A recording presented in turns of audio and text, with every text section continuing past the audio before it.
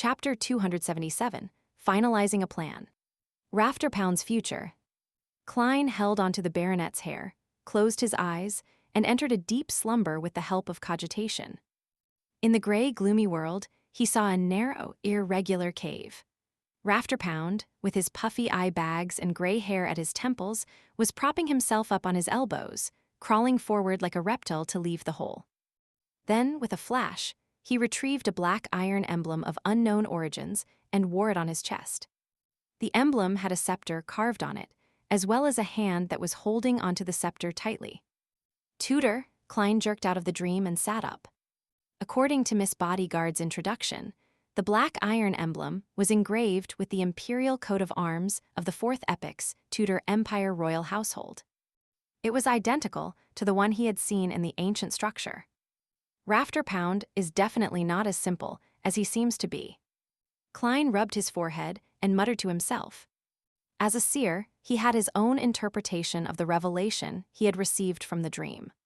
On the one hand, he knew that it was something Rafterpound would do in the future, and on the other hand, he believed that it meant that Rafterpound had a deep connection with the Tudor family. Through the 3 tests of direct questioning, dream probing, and spirit channeling, Rafterpound didn't expose any problems, nor did he make me notice that anything was amiss. If I didn't have a 4th test, I probably would have been deceived by him. Yes, maybe he really doesn't know anything at present and that it was a true act. In the future, he might even chance upon an opportunity to form a connection with the Tudor family. But it's more likely that he has already learned a lot from the old Viscount. Without confidence, he intentionally turned decadent and acted crazy and ignorant. For him to be able to hide from my dream and spirit channeling, it should be a result of some beyonder powers. He probably wasn't acting at that time and was really in a muddled state. Otherwise, he would have exposed himself in front of a person like me who is very experienced in such matters. What beyonder powers could it be? What sequence number is he? Or is he the kind that is born with certain beyonder powers? Klein proceeded this line of thought and soon realized he had reached a dead end. He quickly pulled himself out of this dead end and changed his angle of thinking. Rafterpound has a deep connection with the Tudor family. Can I make a bold hypothesis that he's actually a descendant of the Tudor family? If the blood relationship between him and the old Viscount is real, then things are going to be interesting. The entire Pound family is a branch of the Tudor family that changed its surname to escape pursuit. They contributed tremendously and were conferred aristocratic titles, and they returned to the center of power, one step at a time. Meanwhile, they were secretly searching for the secret remains left behind by the Tudor Empire in Backland. After an unknown period of time, they finally found something. Thus, they bought what currently belongs to Millet Carter's house and built an exaggerated basement, which was used to explore the surrounding area. 30 to 40 years ago, they found the ruins and built a secret door to it. But during the exploration process, an accident occurred. That evil spirit didn't recognize any of the so-called Tudor descendants at all. The 2 heirs of the old Viscount died in that room in the deepest corner, one after the other. Even their beyonder characteristics and mystical items couldn't be retrieved. Although the old Viscount spent a great price to buy similar beyonder characteristics, making it seem like the 2 heirs had died relatively normal deaths, the consecutive deaths made the royal household and the churches suspicious. Therefore, after the old Viscount passed away, Rafterpound deliberately exaggerated and distorted the secret investigations of the past to frighten himself into having mental problems. He began to engage in debauchery so as to avoid the attention of others. This can explain what previously puzzled me.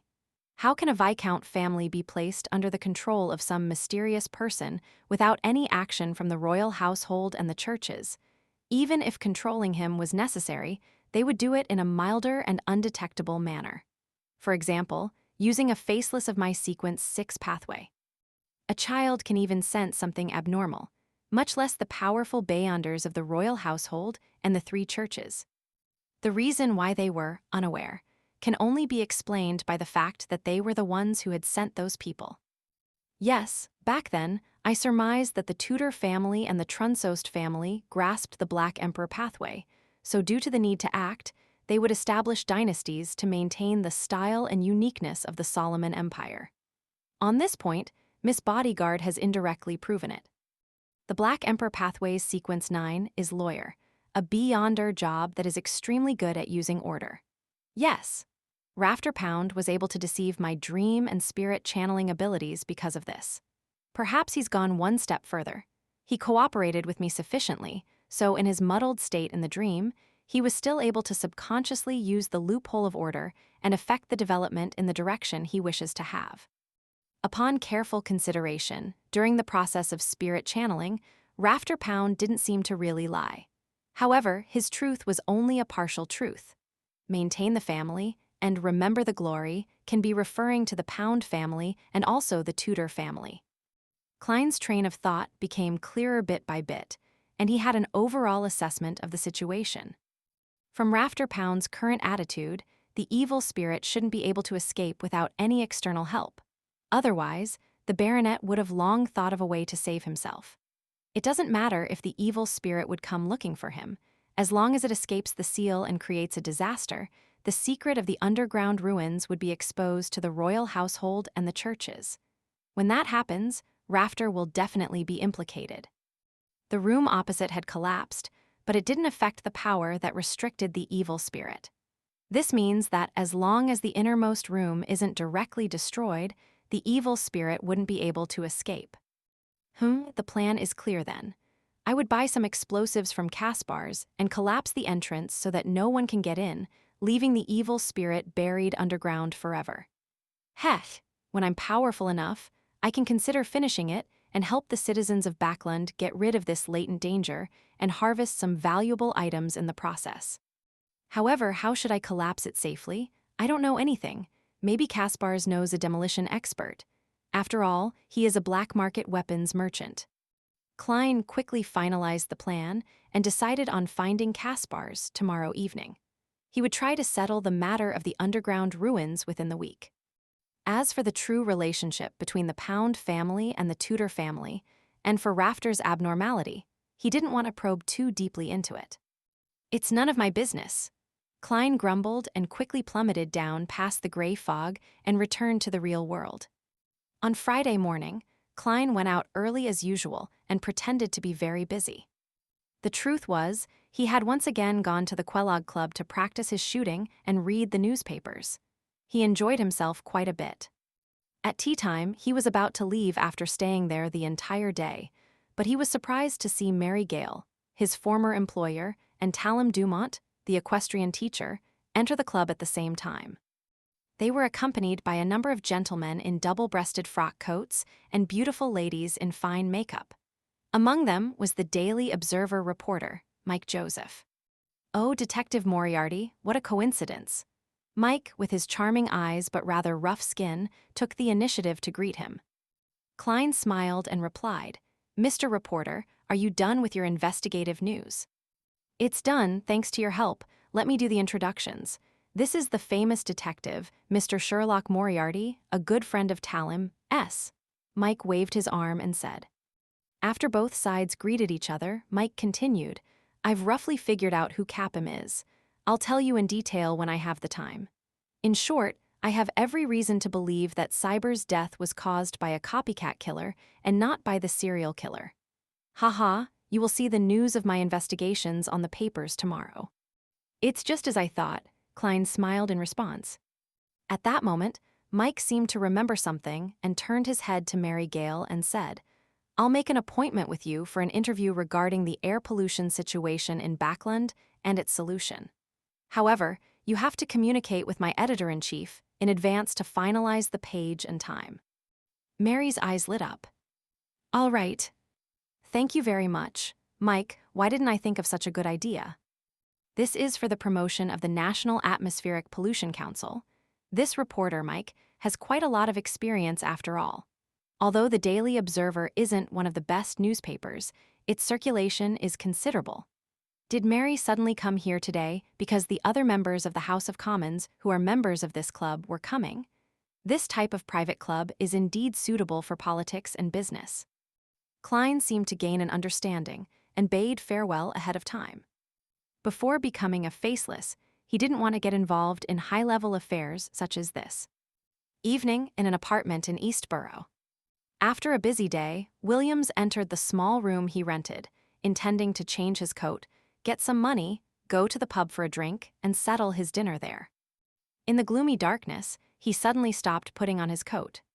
He saw a shadow standing by the window, its face completely obscured by the shadow of the hood.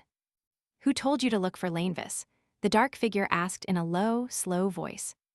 Williams quickly put on his coat, gulped his saliva, and said, "I have a friend, a bounty hunter." Bounty hunters referred to adventurers who used various bounty rewards as their main source of income. There were a lot of them in Eastborough and in Backland. Why did he suddenly start looking for Lanevis? This is a bounty that was offered a long time ago. The black figure was extremely tall. Step by step, he approached Williams. "I don't know, maybe she just wanted to attempt another bounty." Williams took a very tiny step back. The dark figure pressed hoarsely, "Who is she?" Williams immediately entered a dilemma, but after a few seconds he replied with a trembling voice, Zio Dericha. "I don't know where she lives." "Very good, very honest." The black figure reached out and patted Williams's body. Without further ado, he walked towards the door. Williams secretly heaved a sigh of relief, believing that his rich experience in the underworld had helped him. Don't try to be brave when you should. At that moment, he saw the shadow snap his fingers. Puh! Williams's thoughts froze, and his body suddenly split into pieces, scattering in all directions, splattering the ground and walls with flesh and blood. Then the shadow broke the gas pipe. Amidst the sound of gas spewing out from the pipes, he picked up the candle from Williams's desk and struck it against the wick. The black shadow left immediately. A few minutes later, the candle suddenly lit up by itself. Boom! The explosion wiped out everything.